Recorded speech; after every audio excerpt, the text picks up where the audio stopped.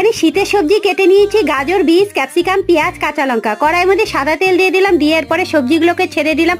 সবজিগুলোকে হালকা একটু ভাজবো, বেশি একটা ভাজবো না। পরিমাণ মতো লবণ দিয়ে দিলাম। আলু সেদ্ধ করে নিয়েছি, আলু সেদ্ধটাও সবজির মধ্যে দিয়ে আলুটা ভালো করে সবজির সাথে ম্যাশ করে নিতে হবে। যেহেতু এখন শীতকাল, সেহেতু কি করতে হবে, বেশি করে ধনেপাতা কুচি দিয়ে দিতে হবে।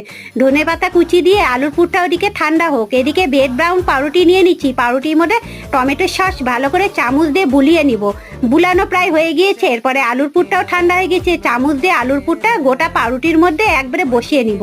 বসানো প্রায় হয়ে গিয়েছে। তারপরে কি করতে হবে, সামান্য একটু গোলমরিচ গুঁড়ো আর চিজ নিয়ে নিচ্ছি, চিজটা উপর থেকে বসিয়ে দিতে হবে। আরও 2 পিস পাউরুটির মধ্যে একইভাবে সস মাখিয়ে নিব।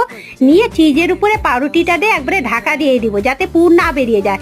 তাওয়াটা গরম হয়ে গেছে, তাওয়ার মধ্যে বাটার দিয়ে দিলাম। বাটারটা গলে যাওয়ার পরে পাউরুটিটা বসিয়ে এপিট ওপিট করে সেঁকে নিলাম। যারা নিরামিষ খান তাদের জন্য এই রেসিপি।